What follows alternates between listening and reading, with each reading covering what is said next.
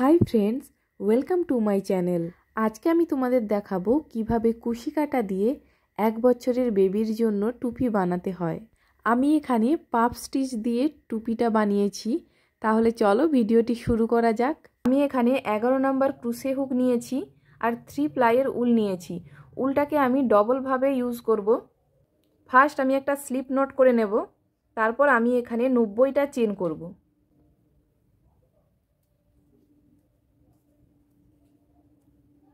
আমি এখানে 90টা চেন করে নিয়েছি। এরপর আমি প্রথম যে চেনটা শুরু করেছিলাম সেখানে আমি স্লিপ স্টিচ করে দেব। এইভাবে আমি প্রথম চেনের মধ্য দিয়ে স্লিপ স্টিচ করব।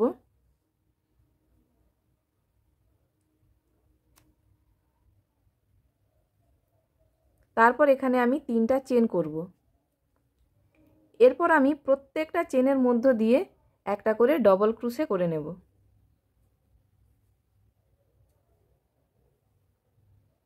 এইভাবে প্রত্যেকটা চেনের মধ্য দিয়ে আমি একটা করে ডবল ক্রুশে করব। আমি এখানে প্রত্যেকটা চেনের মধ্য দিয়ে একটা করে ডবল ক্রুশে করে নিয়েছি। এরপর এখানে 3 নম্বর যে চেনটা আছে এটার মধ্য দিয়ে স্লিপ স্টিচ করব। তারপর একটা চেন করে নেব। এরপর আমি এই যে দুটো চেন আছে এটার মধ্য দিয়ে আমি ফ্রন্ট পোস্ট ডবল ক্রুশে করব। এইভাবে কাঠির মধ্যে উলটাকে ঘুরিয়ে নেব, তারপর এরকম সামনের দিক দিয়ে এটাকে বের করে আনব। এটাকে বলা হয় ফ্রন্ট পোস্ট ডবল ক্রুশে। এইভাবে তার পরেরটার মধ্য দিয়ে আমি ব্যাক পোস্ট ডবল ক্রুশে করব। এটাকে আমি নিচ দিয়ে করব এইভাবে। তারপরের যে ডবল ক্রুশেটা আছে এটার মধ্য দিয়ে আমি ব্যাক পোস্ট ডবল ক্রুশে করব। তারপর আবার ফ্রন্ট পোস্ট ডবল ক্রুশে, একটা সামনের দিক দিয়ে হবে আর একটা নিচের দিক দিয়ে হবে। তারপরেরটা আবার ব্যাক পোস্ট ডবল ক্রুশে। এইভাবে আমি পুরো লাইনটা কমপ্লিট করে নেব।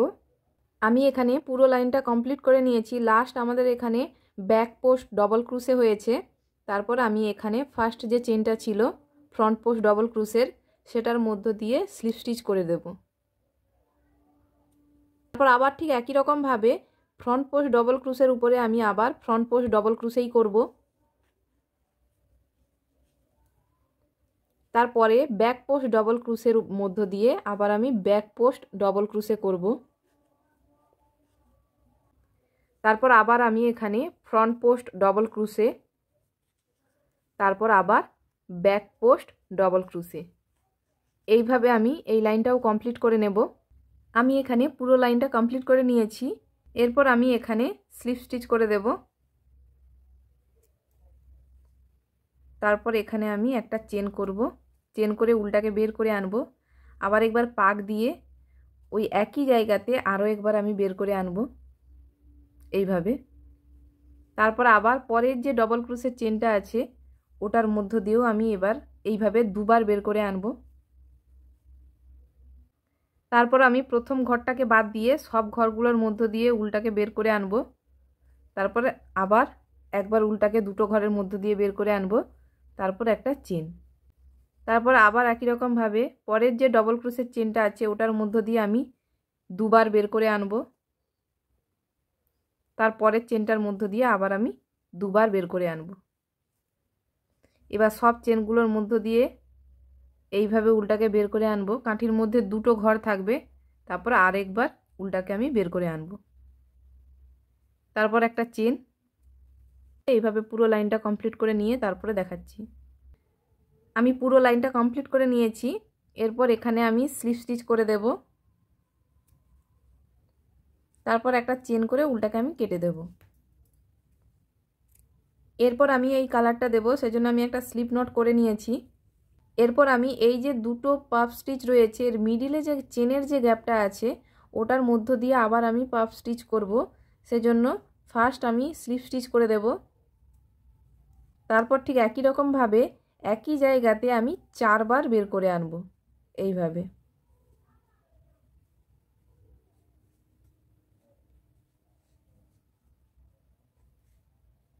তারপর সবগুলো ঘরের মধ্য দিয়ে বের করে আনবো লাস্টের ঘরটা বাদ দিয়ে। তারপর আবার আমি দুটো ঘরের মধ্য দিয়ে বের করে আনবো, তারপর একটা চেন। এইভাবে আমি আবার পরের যে চেনের যে গ্যাপটা আছে সেটার মধ্য দিয়েও এইভাবে আমি 4 বার বের করে আনবো। তারপর সব ঘরের মধ্য দিয়ে বের করে আনবো, লাস্ট দুটো ঘরের মধ্য দিয়ে বের করে আনবো, তারপর একটা চেন। এইভাবেই আমি করতে থাকবো। আমি এভাবে একবার লাল আর একবার এই কালারটা দিয়ে চেঞ্জ করে করে করতে থাকবো। তো আমি এইভাবে কয়েকটা লাইন করে নিয়ে তারপরে দেখাচ্ছি। আমি এখানে 8 লাইন করে নিয়েছি। এখানে আমি লাস্ট যে লাইনটা আছে এখানে আমি 3টে করে পাফ স্টিচ করার পর দুটো পাফ স্টিচকে একসাথে করেছি, আবার 3টে পাফ স্টিচ করেছি, তারপর আবার দুটো পাফ স্টিচ একসাথে করেছি। এইভাবে আমি পুরো লাইনটা কমপ্লিট করেছি। এখানে আমি দেখিয়ে দিচ্ছি দুটো পাফ স্টিচ কীভাবে একসাথে করব। তো একই রকমভাবে প্রথমে আমি এখান দিয়ে 3 বার বের করে আনবো, 3 বার বের করে এনেছি। তারপর পরেরটার মধ্য দিয়েও আবার আমি 3 বার বের করে আনবো, তারপর সবগুলো ঘরের মধ্য দিয়ে বের করে এনে আরেকবার উল্টাকে দুটো ঘরের মধ্য দিয়ে বের করে আনবো।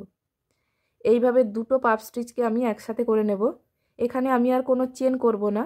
তারপর পরেরটার মধ্য দিয়ে গিয়ে আবার আমি পাফ স্টিচ করব, যেমন করছিলাম 4 বার করে বের করে আনছিলাম সেভাবেই করে নেব। তারপরের ঘরটার মধ্য দিয়েও আমি পাফ স্টিচ করে নেব।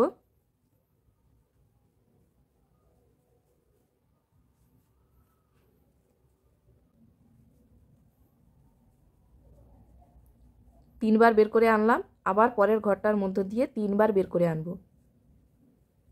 এইভাবে। তারপর আবার আমি দুটো ঘর এমনি পাফ স্টিচ করে নেব। তারপরের ঘরটার মধ্য দিয়ে আবার আমি দুটো পাফ স্টিচ একসাথে করব। এইভাবে আমি পুরো লাইনটা কমপ্লিট করে নেব। আমি এখানে পুরো লাইনটা কমপ্লিট করে নিয়েছি। এরপর আবার আমি এখানে প্রত্যেকটা ঘরের মধ্য দিয়ে একটা করে পাফ স্টিচ করে নেব।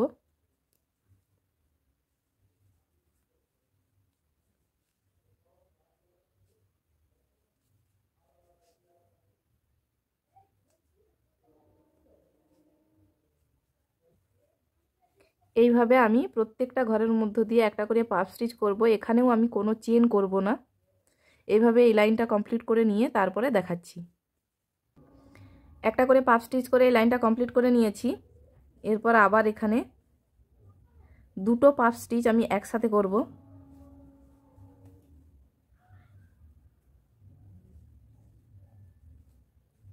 তারপরেরটার মধ্য দিয়েও আবার 3 বার বের করে আনবো, তারপর একসাথে সবগুলো ঘরের মধ্য দিয়ে বের করে আনবো, এইভাবে। এখানে আমি সবগুলোতেই দুটো করে পাফ স্টিচ একসাথে করব। আমি পুরোটা করে নিয়ে তারপরে দেখাচ্ছি। দুটো করে পাফ স্টিচ একসাথে করে নিয়েছি। এরপর এখানে আমি একটা চেন করব, চেন করে উল্টাকে কেটে দেব। উল্টাকে একটু বড় রেখে তারপরে কাটবো।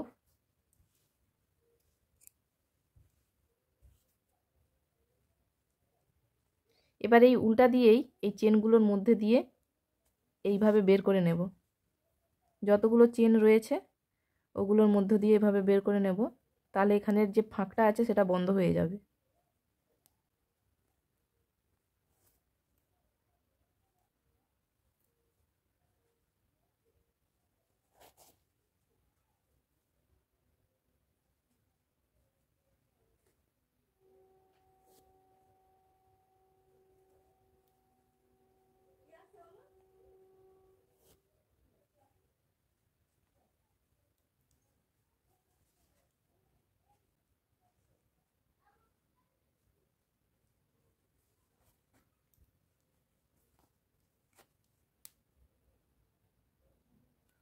তারপর এখানে আমি একটা গিট মেরে দেব।